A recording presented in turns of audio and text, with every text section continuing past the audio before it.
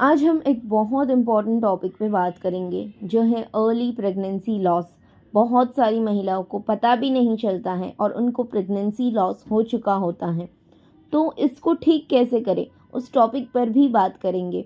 घर बैठे बिना मेडिसिन के इस प्रॉब्लम को ठीक किया जा सकता है। आज हम बात करने वाले हैं केमिकल प्रेगनेंसी की। बहुत सारे लोग जानना चाहते हैं कि केमिकल प्रेगनेंसी क्यों होती है, कैसे हो जाती है और इससे कैसे बचा जा सकता है। कई बार महिला टेस्ट करती है तो टेस्ट पॉजिटिव आता है, लेकिन थोड़े दिन बाद पीरियड्स लेट होके फिर से पीरियड्स आ जाते हैं। 2-3 दिन लेट होते हैं या कई बार 10-12 दिन लेट होके भी प्रेगनेंसी टेस्ट पॉजिटिव होता है लेकिन पीरियड्स आ जाते हैं। मतलब आपको प्रेगनेंसी थी इसलिए प्रेगनेंसी टेस्ट पॉजिटिव आया, लेकिन क्या ऐसी आपने गलती की या क्या ऐसा गलत हो गया कि प्रेगनेंसी लॉस हो गया और आपको पीरियड्स आ गए और आप टेंशन में आ जाते हैं कि क्या मैं प्रेग्नेंट थी फिर पीरियड्स क्यों आ गए।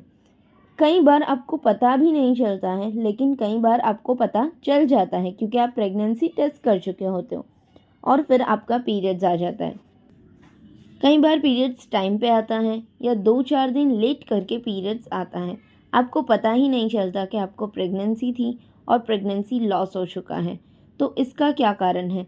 कारणों को जानने का ये फ़ायदा होता है कि आप उनको रोक सकते हैं और इससे बच सकते हैं। तो चलिए जानते हैं किन कारणों से प्रेगनेंसी लॉस हो जाता है। पहला कारण है केमिकल प्रेगनेंसी होने का क्रोमोसोम्स में एबनॉर्मलिटीज़। क्रोमोसोम्स में एबनॉर्मलिटीज़ क्यों आती हैं? पीसीओडी के कारण भी आ सकती हैं। फिर कई बार बढ़ती उम्र में अगर आप 40 के आसपास हैं और आपने गर्भ धारण किया है तो भी ये एबनॉर्मलिटीज़ बढ़ जाती हैं। तो कुछ जेनेटिक एबनॉर्मलिटी या क्रोमोसोमल एबनॉर्मलिटीज़ होती हैं जिसकी वजह से प्रेगनेंसी खुद ही अबॉर्ट हो जाती है। दूसरा कारण है इम्प्लांटेशन में एरर आना, इम्प्लांटेशन में डिसफंक्शन होना। अब इम्प्लांटेशन में डिसफंक्शन कैसे होता है? हो सकता है कि आपके यूट्रस में कोई पॉलिप हो या फाइब्रॉड हो या सेप्टम हो। तो गर्भवती महिला की उम्र अगर ज़्यादा है, जब अगर पीसीओडी की कंडीशन या पॉलिप, सेप्टम, फाइब्रॉड ये सब की कंडीशन हो तो अपने आप से गर्भ गिर सकता है। अगला रीज़न है auto immune disorder. Auto immune disorder शरीर के अंदर होने वाला एक ऐसा डिसऑर्डर है।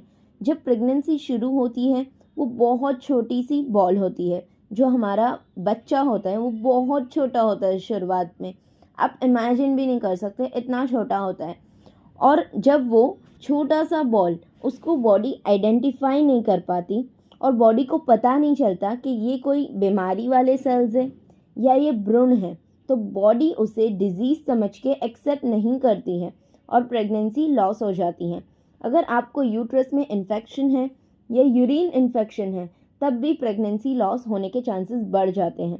कई बार इन्फेक्शन के लक्षण दिखते नहीं हैं लेकिन कई बार दिखते हैं। कई बार थायराइड के कारण, अगर आपको थायराइड है तो भी अर्ली प्रेगनेंसी लॉस होना बहुत ही कॉमन है। ल्यूटिल फेज डिफेक्ट यानी आपके ओव्यूलेशन के बाद के जो 14 दिन हैं उसमें हार्मोन सही से ना बनना या उस टाइम पीरियड में एग रप्चर नहीं हुआ, ऐसी कुछ भी कमी हुई तो वो प्रेगनेंसी आगे नहीं बढ़ पाती है। हार्मोनल इम्बैलेंस या पीसीओडी की प्रॉब्लम है तब भी अर्ली प्रेगनेंसी लॉस होना बहुत कॉमन है। अब अर्ली प्रेगनेंसी लॉस होने से बचा कैसे जा सकता है? जैसे ही आपका पॉजिटिव टेस्ट आए तो आपको क्या ऐसा करना है जिससे आपकी प्रेगनेंसी निकल ना जाए। तो इससे बचने के लिए आपको अपने बॉडी को नॉर्मलसी पे लाना पड़ेगा। वो कैसे होगा?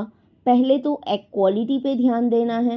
एग क्वालिटी को सही करने के लिए जो भी सब होम रेमेडीज़ होती है वो सब आपको करनी है, ठीक है, ताकि आपके घर बैठे बैठे आप अपने एग क्वालिटी को ज़्यादा अच्छा कर सकें, ताकि फर्स्ट ट्राइमेस्टर में जो अबॉर्शन होते हैं उसका रेट कम हो जाए।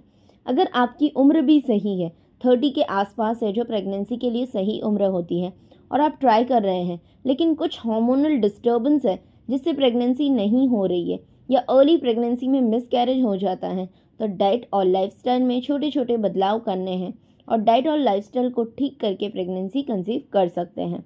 दूसरी प्रॉब्लम है एग क्वालिटी। तो कुछ ऐसे सप्लीमेंट्स भी आते हैं जिससे एग क्वालिटी अच्छी हो जाती है, जैसे कि डीएचए है और कई सारे प्लांट बेस्ड सप्लीमेंट है जो एग क्वालिटी को बेहतर कर सकता है और डीएनए डिफेक्ट्स को भी ठीक करता है।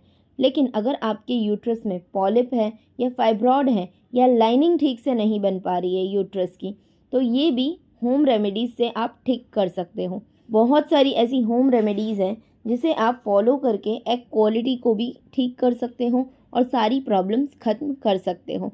मैं इस चैनल पे काफ़ी सारे होम रेमेडीज़, फर्टिलिटी ड्रिंक्स ये सब शेयर करती रहती हूँ। अगर आपने अभी तक ट्राई नहीं किया है तो आप इन होम रेमेडीज़ को ज़रूर ट्राई करना। होम रेमेडीज़ और आयुर्वेदिक का कॉम्बिनेशन करके आप बिना दवाई के ये सब ठीक कर सकते हो। लेकिन अगर आप बेहतर रिजल्ट चाहते हो तो आप दवाइयाँ भी ट्राई कर सकते हो। और मेरे चैनल नाज़ू प्रेगनेंसी हेल्प को सब्सक्राइब कर देना ऐसे ही pregnancy related, baby related videos देखने के लिए। मिलती हूँ अगले वीडियो में, तब तक के लिए बाय बाय।